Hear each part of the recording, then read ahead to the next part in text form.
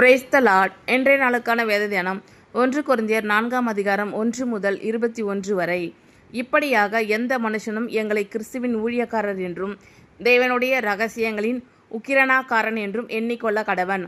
மேலும் உக்கிரனாக்காரன் உண்மை உள்ளவன் என்று காணப்படுவது அவனுக்கு அவசியமாம். ஆயினும் நான் உங்களாலே ஆவது மனுஷருடைய நியாய நாளின் விசாரணையினால் ஆவது தீர்ப்பை பெறுவது எனக்கு மிகவும் அற்ப காரியமாய் இருக்கிறது. நானும் என்னை குறித்து தீர்ப்பு சொல்லுகிறதில்லை. என்னிடத்தில் நான் யாதொரு குற்றத்தையும் அறியேன். ஆகிலும் அதனாலே நான் நீதிமான் ஆகிறதில்லை. என்னை நியாயம் விசாரிக்கிறவர் கர்த்தரே. ஆனதால் கர்த்தர் வருமளவும் நீங்கள் காலத்துக்கு முன்னே யாதொன்றை குறித்தும் தீர்ப்பு சொல்லாதிருங்கள்.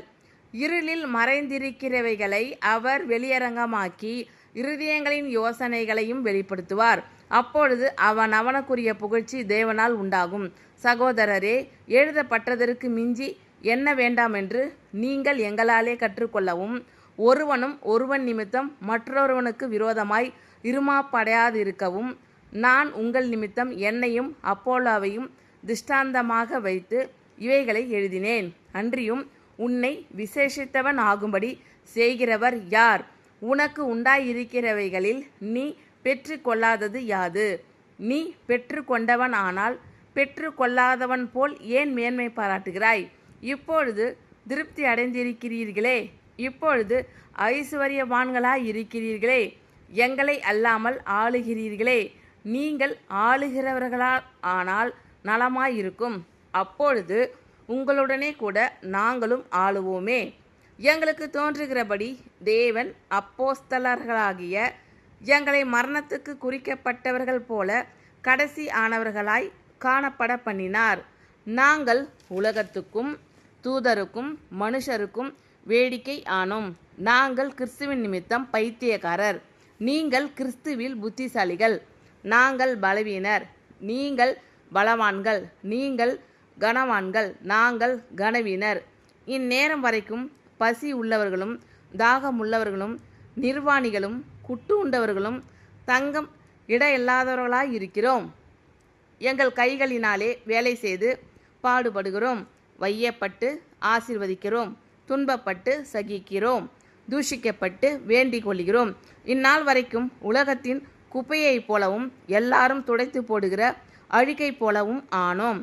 உங்களை வெட்கப்படுத்தும்படிக்கு நான் இவைகளை எழுதவில்லை.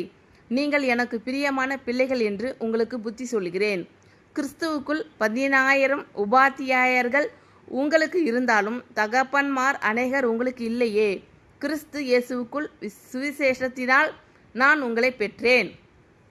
ஆகையால் என்னை பின்பற்றுகிறவர்கள் ஆகுங்கள் என்று உங்களுக்கு புத்தி சொல்கிறேன்.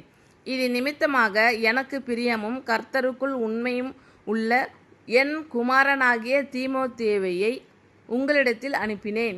நான் எங்கும் எந்த சபையிலும் போதித்து வருகிற பிரகாரம் கிறிஸ்துவுக்குள்ளான என் நடக்கைகளை அவன் உங்களுக்கு ஞாபகப்படுத்துவான்.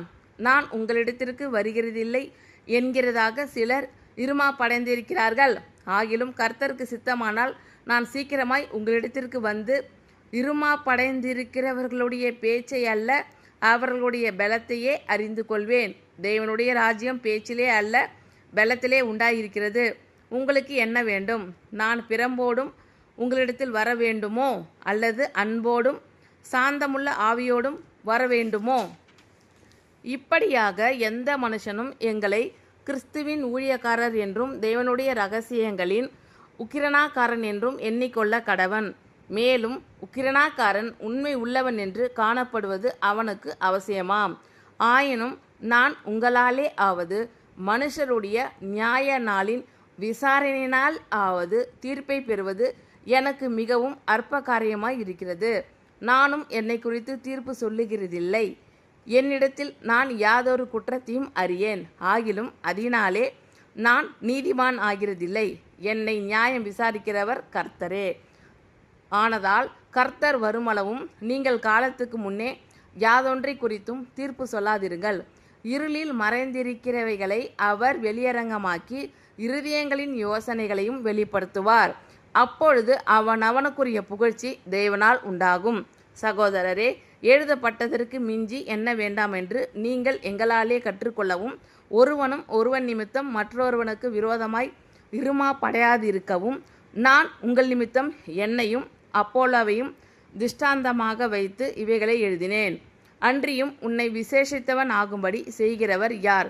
உனக்கு உண்டாயிருக்கிறவைகளில் நீ பெற்றுக்கொள்ளாதது யாது? நீ பெற்றுக்கொண்டவனானால் பெற்றுக்கொள்ளாதவன் போல் ஏன் மேன்மை பாராட்டுகிறாய்? இப்பொழுது திருப்தி அடைந்திருக்கிறீர்களே, இப்பொழுது ஐஸ்வர்யவான்களாய் இருக்கிறீர்களே, எங்களை அல்லாமல் ஆளுகிறீர்களே. நீங்கள் ஆளுகிறவர்கள் ஆனால் நலமாயிருக்கும். அப்பொழுது உங்களுடனே கூட நாங்களும் ஆளுவோமே. எங்களுக்கு தோன்றுகிறபடி தேவன் அப்போஸ்தலர்கள் ஆகிய எங்களை மரணத்துக்கு குறிக்கப்பட்டவர்கள் போல கடைசியானவர்களாய் காணப்பட பண்ணினார். நாங்கள் உலகத்துக்கும் தூதருக்கும் மனுஷருக்கும் வேடிக்கை ஆனோம். நாங்கள் கிறிஸ்துவின் நிமித்தம் பைத்தியக்காரர். நீங்கள் கிறிஸ்துவில் புத்திசாலிகள். நாங்கள் பலவீனர். நீங்கள் பலவான்கள். நீங்கள் கனவான்கள். நாங்கள் கனவீனர். இந்நேரம் வரைக்கும் பசி உள்ளவர்களும் தாகம் உள்ளவர்களும் நிர்வாணிகளும் குட்டு உண்டவர்களும் தங்க இடமில்லாதவர்களுமாய் இருக்கிறோம். எங்கள் கைகளினாலே வேலை செய்து பாடுபடுகிறோம். வையப்பட்டு ஆசீர்வதிக்கிறோம். துன்பப்பட்டு சகிக்கிறோம். தூஷிக்கப்பட்டு வேண்டிக் கொள்கிறோம். இந்நாள் வரைக்கும் உலகத்தின் குப்பையைப் போலவும் எல்லாரும் துடைத்து போடுகிற அழுகை போலவும் ஆனோம். உங்களை வெட்கப்படுத்தும்படிக்கு நான் இவைகளை எழுதவில்லை. நீங்கள் எனக்கு பிரியமான பிள்ளைகள் என்று உங்களுக்கு புத்தி சொல்கிறேன். கிறிஸ்துவுக்குள் 10,000 உபாத்தியாயர்கள் உங்களுக்கு இருந்தாலும் தகப்பன்மார் அநேகர் உங்களுக்கு இல்லையே. கிறிஸ்து இயேசுவுக்குள் சுவிசேஷத்தினால் நான் உங்களை பெற்றேன். ஆகையால் என்னை பின்பற்றுகிறவர்கள் ஆகுங்கள் என்று உங்களுக்கு புத்தி சொல்கிறேன். இது நிமித்தமாக எனக்கு பிரியமும் கர்த்தருக்குள் உண்மையும் உள்ள என் குமாரனாகிய தீமோத்தேயுவை உங்களிடத்தில் அனுப்பினேன். நான் எங்கும் எந்த சபையிலும் போதித்து வருகிற பிரகாரம் கிறிஸ்துக்குள்ளான என் நடக்கைகளை அவன் உங்களுக்கு ஞாபகப்படுத்துவான். நான் உங்களிடத்திற்கு வருகிறதில்லை என்கிறதாக சிலர் இருமாப்படைந்திருக்கிறார்கள். ஆகிலும் கர்த்தருக்கு சித்தமானால் நான் சீக்கிரமாய் உங்களிடத்திற்கு வந்து இருமாப்படைந்திருக்கிறவர்களுடைய பேச்சை அல்ல, அவர்களுடைய பலத்தையே அறிந்து கொள்வேன். தேவனுடைய ராஜ்யம் பேச்சிலே அல்ல, பலத்திலே உண்டாயிருக்கிறது. உங்களுக்கு என்ன வேண்டும்? நான் பிரம்போடு உங்களிடத்தில் வர வேண்டுமோ, அல்லது அன்போடும் சாந்தமுள்ள ஆவியோடும் வர வேண்டுமோ? ஆமென். Thank you Lord. கர்த்தர் உங்கள் அனைவரையும் ஆசீர்வதிப்பாராக. God bless you all.